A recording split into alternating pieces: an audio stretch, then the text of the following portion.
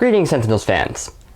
I'm Brian the Wolf Hunt, and I'm a big fan of the Letters Page podcast, and one of the best episodes of the Letters Page was the Cosmic Contest episode.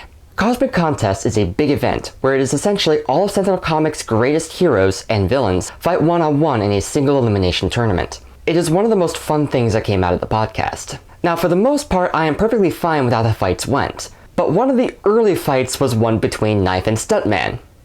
And Stuntman won. Ha, bullshit. Yeah, this is the only pairing that I really disagree with, so that's what this video is going to be about. This is Knyfe versus Stuntman. I'm going full death battle mode for this one. Essentially, I am looking at everything I know about both characters and making comparisons. A point of note, Stuntman is the hero version of Ambuscade, so everything that Ambuscade does can be attributed to Stuntman. Another point of note, I don't have the RPG available to me right now, so if new information came out about Rival or the Night Hunter, then I won't know about it. On first glance, this looks like a weird matchup, but the two actually have a lot of similarities. Both are very well known for their martial abilities, both have significant amounts of training, both can be very sneaky if they want to be, and both have or had energy-based powers. Ambuscade's power involved powering up objects to make them blow up later. Knife's power involves either creating slashing implements or making explosions of her own. But of course, they do have their differences. While Stuntman knows martial arts, he tends to specialize in the use of conventional firearms. Knyfe, however, uses close quarters brawling and a high-tech battle suit. She has switched to a sleeker suit later on that allows for better stealth, but doesn't compromise her own punching power. So Stuntman has a ranged focus, and Knyfe has a melee focus. Normally, I would say that gives Stuntman an advantage, but of course, power armor and firefight training. Something worth mentioning is that Knyfe, at 5'11", is slightly taller than the 5'8" Stuntman, though she is lighter than him, but only by a measly 15 pounds. So there is nothing in their bodies themselves that really gives any indication of advantages either way. So now let's move to backstories, shall we? Paige Huntley has had a pretty busy combat career. She started in the Scottish Special Forces as a Royal Marine before she was recruited by Filter as a field agent. From there, she was trained to hunt down aliens as well as superpowered humans, working there for 11 years. It was during such an encounter with a superpowered being known as Choke that Knyfe was injured but developed energy-based superpowers. She was placed in that suit of armor to help control them. She then led a squad of Filter agents to capture more aliens until she decided that Filter were a bunch of jerks and defected. She left behind her squad and went rogue. From then on, she became a very busy hero, capable of showing up basically anywhere to lend a helping hand. She especially spent quite a bit of time in space as a spacefaring hero. Ansel Godard Moreau made his fame as a stunt guy in Hollywood movies, having a very successful career as an action star. He decided that he wanted powers, so he bought some from Riva Corp, the same guys behind the Benchmark suit, the Caged Plague Rat, Setback, and Revenant. I know this list makes them seem like a neutral party, but they're all jerks. Anyways, when they gave Ansel the powers, they accidentally scarred his face. This shocking, horrifying occurrence ruined him, and he was sure that his once gorgeous face would never grace the silver screen again. Yeah, you could probably tell that he's a bit of a prima donna. The guy has such striking features and he thinks that that tiny scar is going to mess with his looks. Oh man, he has no idea what he is in for. Regardless, he now had energy powers and he planned to use them for his hobby, big game hunting. And what better big game than superheroes? So with his powers and tech, he goes around hunting various heroes for fun and profit. Eventually he would disappear from the supervillain thing and begin assisting the heroes, including his buddy, Mainstay. So what do these backstories reveal? Well, for one thing, while Stuntman clearly has a lot of skill and training to be a professional stunt guy and action movie star, including learning the basics of many martial arts, Knyfe has had years of actual combat training and real-life practice in her days as Special Forces, a Filter agent, and as a hero, and being combat capable before and after she got powers. The best real-life training Stuntman got was his time as Ambuscade, and he almost universally lost those fights. His biggest accomplishment in comics was taking out Haka, with the help of the Slaughterhouse 6, though he also has his victory against the Freedom 5 in the animated series, but he shouldn't feel too proud about that. Expatriate had already beaten him to it. And then we have their tactics. While it's difficult to get a perfect read on how they operate, I can make a few good guesses. Looking through Knyfe's deck, it's fairly easy to see that she operates right in her opponent's face, often feet or even inches away so she can get some good punching in. She also has a habit of being a little reckless. She has 3 separate cards in her deck that involve her inflicting self-harm, and she had very limited defenses. She only has the Null Shield, which has very situational usefulness, and the Infiltration card, which also has limited use, and she has no way of healing herself. Her best bet in a fight is to demolish her opposition quickly and with no remorse. Stuntman, however, while he does do face-to-face combat, is fairly reliant on stealth, traps, and most especially, ambush tactics. As Ambuscade, he had a wide variety of tech given to him by RevaCorp, including remote tanks, sonic mines, stim packs, and the cloaking device. But he lost all of that after some time. But even with his tech, he still relied on stealth and ambush, with his villain deck containing 3 cards that are traps and a bunch of ambush cards. Now, I would bring up that he seemed to become even more reliant on tricks and traps in his team villain form, except for the fact that the Slaughterhouse 6 version of Ambuscade is actually not Ansel G. Moreau. That is actually an illusion created by Glamour. So it actually makes a lot of sense that he became more reliant on traps than his own skills in that deck, because it's not even him. But Ansel is back in his Stuntman form, and, informed by his Ambuscade deck, you can see that he relies on tricks, traps, and ambush alongside conventional fighting. A decent amount of his cards imply that a good portion of his tactics involve blindsiding people, shooting someone he wasn't engaging, whipping off a coat to reveal a gun, blasting someone with a bomb. He might be doing a lot more fighting, but he still relies on trickety tricks. So as per the rules of the Cosmic Contest, both sides are given equal ground and advantage.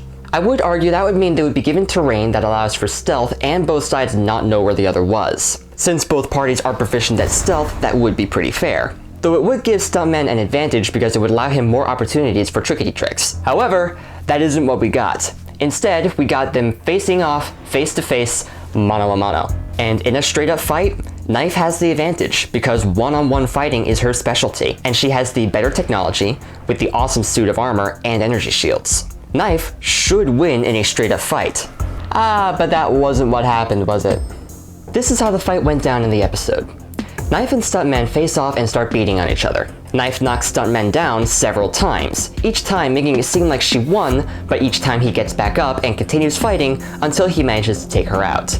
What's annoying about this is that there is a bit of logical sense here. Knyfe does have a history of overextending herself. It's plain and clear in her deck that while she is very good at killing things, that list does include herself. It is very easy to believe that she will run out of steam eventually. There was no way she was winning the contest because of that. However, I take issue with 2 things: Stuntman's apparent durability and Knife's strength. Stuntman has a long history in Sentinel comics, but nothing that he's done really indicates that he's particularly durable. The only image in any of his decks that indicate that he can take a hit is this one. And to be fair, taking a bunch of arrows and treating it like it's nothing is pretty impressive. Many lesser men like Achilles can't really say the same. But this is the only proof here. Everything I said so far about these 2 characters I can back up with multiple examples. There is no other indication that I can find that he can take that kind of punishment and still keep going. He does have the healing stim patches in his Ambuscade deck, but that is technology that he does not have access to in his Stuntman days, so he can't use those. Heck, if anything, the fact that he was never captured during his long villain career tells me that his best quality is knowing when to run away. However, that pales in comparison to how they represented Knife's abilities. Now, her energy powers are difficult to measure because it's hard to find real-world things for comparison, but I don't need to talk about her energy powers when I can talk about the Servo Gauntlet. Now, I remind you, they said in the Knyfe episode that her new suit does not compromise her punching power. Right there in the flavor text of the Servo Gauntlet card, it says that while wearing the thing, she is capable of arm wrestling Bunker. Not Tyler Vance, the Bunker suit. If I might turn your attention to my recent heights and weights video, I did mention that the Bunker suit weighs 1,650 pounds. I imagine that one arm of that thing weighs even more than Knyfe does. Even if she was wrestling the comparatively light Termination armor, that is still a staggering weight she is overcoming. However, before you tell me that that was an exaggeration, let me bring you to this card. Wrecking Uppercut depicts Knyfe punching Fright Train through a concrete wall, him flying through the air and his cowcatcher getting knocked off. Again, check out my heights and weights video and you will know that Fright Train is 8 feet 3 inches tall and weighs 450 pounds. He is the heaviest human character in the entire game, and yet Knyfe managed to launch him through a wall. And you are telling me that Stuntman can take that kind of hit. I'm sorry, but if Knife can launch a man double her weight through the air, then I am sure that she can easily flatten Stuntman. A Will of Iron is fantastic, but while it can fight past pain, it's a wee bit harder to fight past broken bones. Now you may ask, why does this matter? In the episode, Stuntman lost in round 2 to Setback, and I myself admitted that Knife does not have the endurance to get through the whole contest. Regardless of who won, it doesn't change the Cosmic Contest as a whole. Well, it doesn't really matter all that much, but it does matter to me. When I made my big essay about the contest, I was wrong a good half the time, but the fights resolved in a way that made sense for the characters, so I was happy with it. This is the only time where I felt like the characters were misrepresented and caused a result that shouldn't have happened. Knife is up there amongst my favorite characters. The sheer joy she gets out of fighting makes her a character after my own heart, but she is also committed to protecting people and clearly doesn't like hurting people. When you can take joy out of violence but not out of harm, that's a sentiment I can get behind. I feel like this is getting a little bit personal. Moving on. Stuntman is silly, goofy, and overdramatic in all the best ways. It is impossible to observe his antics and not grin. He is the encapsulation of your favorite ridiculous 80s action stars, from the crazy fighting to the cheesy one-liners. But while I love them both, one has to win against the other. And honestly, I think Knife should have won. But that's just what I think. Do you disagree? If so, then please leave a comment. And I hope to see you next week. Take care, friends.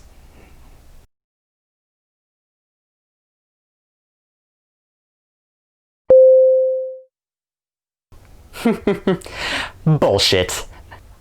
Bullshit. Bullshit. Bullshit.